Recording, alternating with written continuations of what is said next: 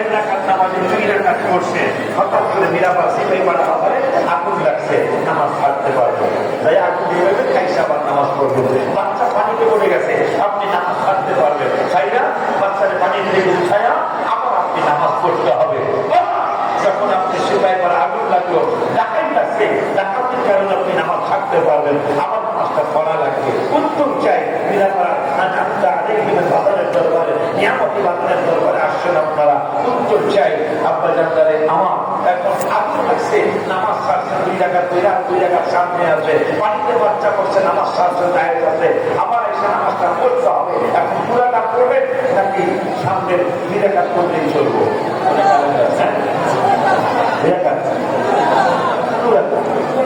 মাশাআল্লাহ, ও আলহামদুলিল্লাহ।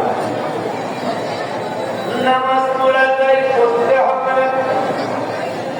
আমি চলে গেলে আমার এই বাজারদেরকে জিজ্ঞাসা লাগবে না, তারা আমার দেখতে পারে না, ওই ভাইদেরকে আপনার এই মাসলাটা জিগাইবেন, আসি এই মাসলা বলে গেছে পানিতে পড়ছে বাচ্চা, আপনি 4 রাকাত নামাজে 2 রাকাত পড়লেন, 2 রাকাত সামনে আছে, বাচ্চা পানি থেকে উঠে আবার নামাজ পড়বেন, 2 রাকাত পড়লে চলবে না, পুরা নামাজই পড়তে হবে। কেন পড়তে হবে?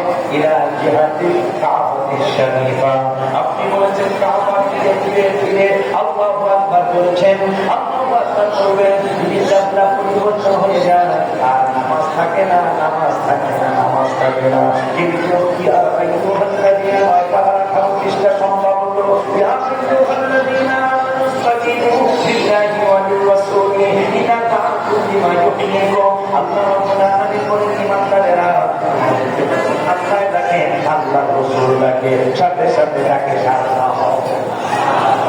আল্লাহর হাবিব তোমাদেরকে নামাজের মধ্যে ডাকে, অর্ধেক নামাজ পড়ছো, বাকি অর্ধেক সামনে আছে, নবী ডাকতেছে, আল্লাহ ওয়াদা করছে নামাজের মধ্যে সাড়া দিতে হবে। নামাজের মধ্যে সাড়া দিল সাহাবী, এখন রাতটা 50 হয়েছে, নবী নামাজ পড়ো, এখন নামাজ কয় রাকাত পড়বে? আগে ডাকতেছে পুরা পড়তে হবে, এখন নবী ডাকতেছে নামাজ সামনে 2 রাকাত বাকি, পিছনে 2 রাকাত শেষ হয়েছে।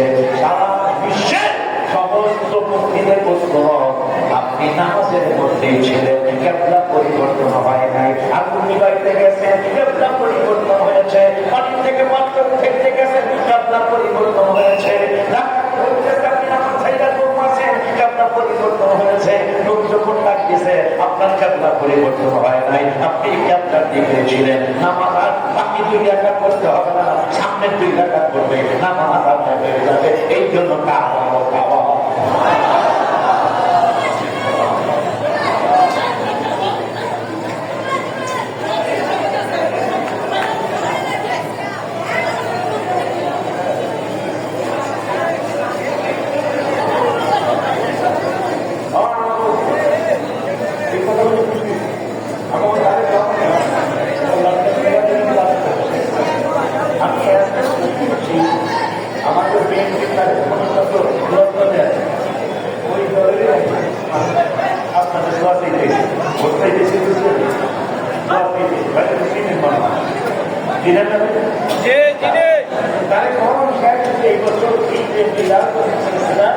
লন্ডনে 4টা শহীদ পালন করেছেন।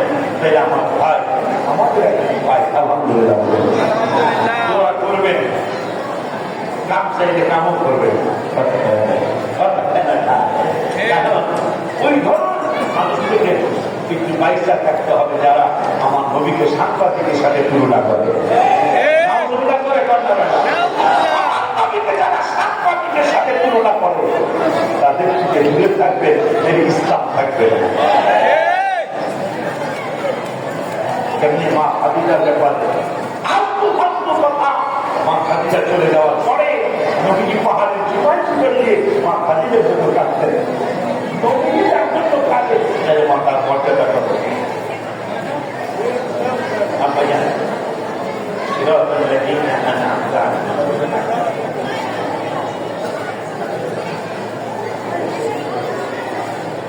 আলহামদুলিল্লাহ ভাই যেহেতু আসছে আর আমার মসজিদেরও কাজ করছি, সময় খুব অসময়ে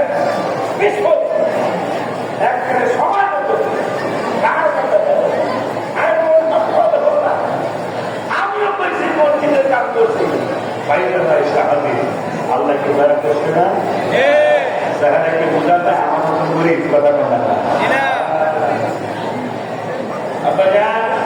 অনেক সুন্দর লাগলো।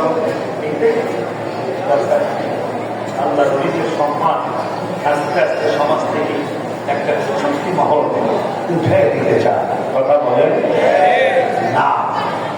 মেশকাত শরীফের হাদিস, যতদিন একজন আল্লাহর ওলি থাকবে ততদিন কিয়ামত হবে না। আল্লাহ বুঝিয়ে দিয়ে কিয়ামত পর্যন্ত ওলি আল্লাহ থাকবে, ওই আল্লাহর সম্মান থাকবে। মারহাবা বলেন।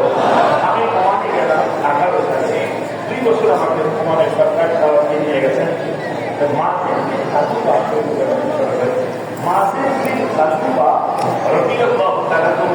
সাহাবী, তিনি চিঠি নিয়ে আসছিলেন ওমানে। চিঠি নিয়ে আসার পরে জেলার নাম ইসমাইল। জেলার নামটা কি? ইসমাইল। আমি যে জেলায় দাওয়াতে গিয়েছি ওই জেলার নাম হলো সোহাগ। সোহাগে গেলাম মাহফিল করার জন্য। আমাকে সেখানে কয়েকটা মাহফিল করার পরে আমার হাতে এগিয়ে যেতে হবে জালান গোয়ালি। ওমান একটা ডিস্ট্রিক্টের নাম জালান গোয়ালি। ওই জালান গোয়ালি যাওয়ার রাস্তায় ইসমাইল একটা ডিস্ট্রিক্টের নাম। আমার কিছু ভক্ত আছে, এখানে একজন আল্লাহ বলিরা একজন সাহাবুল মাজার শরীফ আছে। আমি তেমনি এই পাগল, আমারও যখন বেশি সাহাবুল মাজার শরীফ আমারটা বসে নেয়। আমি বললাম আর ফেরি নেন, আমি ওখানে সালাম দিয়া পরে আমি সালাম গোয়ালি ডিস্ট্রিক্টে ওয়াজ করতে যাবো। পরে আমি ওখানে গেলাম। আমি যাওয়ার আগে দেখেছি মহিলাদের জিয়ারত একটা আলাদা জায়গা। মহিলাদের জিয়ারতের আলাদা একটা ঘর, একটা মানুষের সাথে না, আলাদা একটা ঘর বানায় রাখছে। মহিলাদেরকে দেখে আমি আর যাইতেছি না, চিন্তা করলাম মহিলারা না, পরে আমি জিয়ারত করবো ইনশাআল্লাহ। মহিলারা চলে গেল। আমি ঢোকার আগে আরো কেউ বান্ধবীওয়ালা মানুষ ওই দুর্গা পূজা আরো মানুষের জিয়ারতে ঢুকছে। আমার মনটা আনন্দ হয়ে গেল যে মাজার শরীফ জিয়ারতের মানুষ শুধু বাংলাদেশ, পাকিস্তান আর ইন্ডিয়াই না, এই আরব দেশেও আছে। তো সেই জিয়ারত করে আমি চলে গেলাম সালালায় যাওয়ার পরে ইমরান আলী ইসলামের জিয়ারত করলাম, আইয়ুব জিয়ারত করলাম। হঠাৎ করে আলী রাদিয়াল্লাহু একজন বংশধর, তিনিও ওমানের সালালা একটা কিনারে শুয়ে রয়েছেন। আমাকে নিয়ে গেল। আমি যাই, আমার ভয় লেগে গেল। যাই দেখতেছি মুসলমানের মতো একজন চেহারার মানুষ, ওইগুলো মতো চেহারার মানুষ, যিনি বড়লোক 100% কোনো সন্দেহ নাই। প্যারাগুজারি যেহেতু অবশ্যই পয়সাওয়ালা মানুষ, প্যারাগুজারি একটাই জাতি, একজন মানুষ, চতুর্দিকে জঙ্গল পাহাড়, উনি মাজার শরীফের কিনারে একা চক্ষু বন্ধ করে ধ্যান করতেছেন আল্লাহ নবীর সামনে বসে। ওমানে সালালা ডিস্ট্রিক্টে মারা। খুব খুশি হয়ে আমিও জিয়ারত করে আসলাম। আজকে সেই ওনাদের দলের একজন মানুষ মীর সাহেব রহমতুল্লাহি আলাইহি, ওনার নামে বা ওনার দিকে তাকিয়ে শরীফুল্লাহর নেতৃত্বে আপনারা সকলে চমৎকারভাবে মসজিদ করেছেন, যেটা দোতলায় আমি যে মসজিদে নামাজ পড়াই দোতলায় আমাদের দেখা যায় না, 3 তলায় প্রশ্নই আসে না, 4 তলায় কোনো কথাই নেই, কথা বলে না। আর এখানে এমন মসজিদ শরীফুল্লাহর নেতৃত্বে তারা বানাইতেছেন যে দোতলায় ইমাম সাহেব দেখা যায়, 3 তলায় নাকি 3 তলায় উঠলেও দেখা যায়। তাইলে চমৎকার একটা সুন্দর ডিজাইনের মসজিদ আপনারা করতেছেন। আপনারা সবাই তো আর 1 লাখ টাকা দিতে পারবেন না, আবার সবাই 10 টাকার মানুষও না, এর মাঝখানে অনেক কিছু আছে। আসলে বাজার আমি কালেকশনের বক্তা নই, তারপরেও বাজার এখানে শুয়ে রয়েছে, ওনাকে সাক্ষী দেখা আপনাদের কাছে একটু মসজিদটা যেন ভাইপুর বলি ভাইরা মোশারফ ভাইরা করবে, আমরাও যেন কম বেশি সহযোগিতা করতে পারি। আসেন আপনারা কেউ যে এই মসজিদের সৌন্দর্যতা আরো বাড়ানোর জন্য আমি ওদের 5 লাখ টাকা দেব। আল্লাহ শুয়ে রয়েছে, এইরকম ব্যাখ্যাই দরকার। আমি যার সাথে করতে পারি না, ব্যাখ্যা আমার পক্ষ থেকে করো।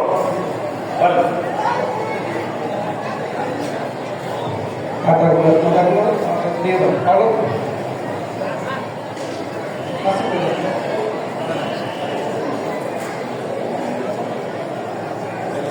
সবাই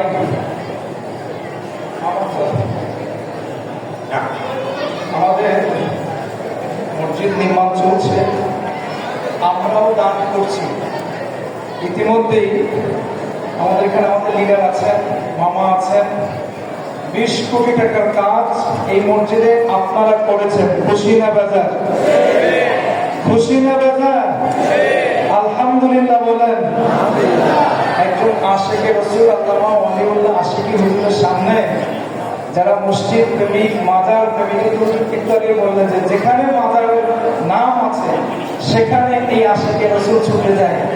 তা আমরা আল্লাহর ওলি ইরশাদ হুজুরের নামে ওনার বাড়িটাকে সাজিয়েছি 20 কোটি টাকা দিয়ে। এটা এদিক সেদিকের টাকা না, আমাদের টাকা, ঠিক না ভাই? আমরা দিচ্ছি। আমরা এই মসজিদে জায়নামাজ গুলো দিচ্ছি, 6000 জায়নামাজ। এখানে প্রথমেই আমাদের লিডার মোশাররফ হোসেন সাহেব আসছেন, ওনাকেও জানাচ্ছি, মামাকেও জানাচ্ছি যে আমাদের একটা সিস্টেম হচ্ছে মামা, যে আমরা এখানে এক একজন মানুষ এই মসজিদের এক একটা শেয়ার হোল্ডার। কিভাবে? 25,000 টাকা দিতে দেবে। একজন মানুষ যদি 25,000 টাকা আমাদের সঙ্গে দেয়, তাহলে একজন মানুষের নামাজের জায়গা, অর্থাৎ একজন মানুষ যেখানে নামাজ পড়তে পারে যতটুকু জায়গা, অতটুকু জায়গা পাইলিং থেকে শুরু করে টাইলস পর্যন্ত, মোজাইক পাথরটা পর্যন্ত নির্মাণ করতে আমরা একটা ব্যয় ধরেছি। সম্ভাব্য ব্যয় কত? 25,000। আলহামদুলিল্লাহ আমরা শত শত এই যেটা নাম দিয়েছি জায়নামাজ, এই শত শত জায়নামাজ কিন্তু আমরা সবাই দিছি কিনা? সময় কিছুদিন আগে ইতালি থেকে একজন মহিলা উনি এখানে আসছিলেন। উনি আমাদেরকে বলে গেছেন যে হুজুর আমি প্রত্যেক মাসে একটা জায়নামাজ দেবো, মানে প্রত্যেক মাসে তিনি একটা 25,000 টাকা দেবেন। এই মহিলা চলে গেছেন, যাওয়ার পরে দিচ্ছেন, মাসের শুরুতে দিয়েছেন, আবার মাসের শেষে আবার পাঠিয়ে দিয়েছেন 25,000 টাকা। পরের মাস শুরু হয়েছে আবার। এখন উনি আমাদেরকে বলে গিয়েছেন যে মাসে দেবে একটা। এখন আমরা দেখি মাসের শুরুতে আসে একটা, শেষে আসে একটা। এই হচ্ছে দেখেন একজন মহিলা মানুষ আল্লাহর ঘর মসজিদের শেয়ার কেনার জন্য কেমন পাগল। টাঙ্গাইলে একটা মসজিদ হচ্ছে 300 গম্বুজ বিশিষ্ট, হয়েছে কিনা? টাঙ্গাইলের গোপালপুরে আপনারা যারা গেছেন, ওই মসজিদটা একজন মহিলা তৈরি করেছে।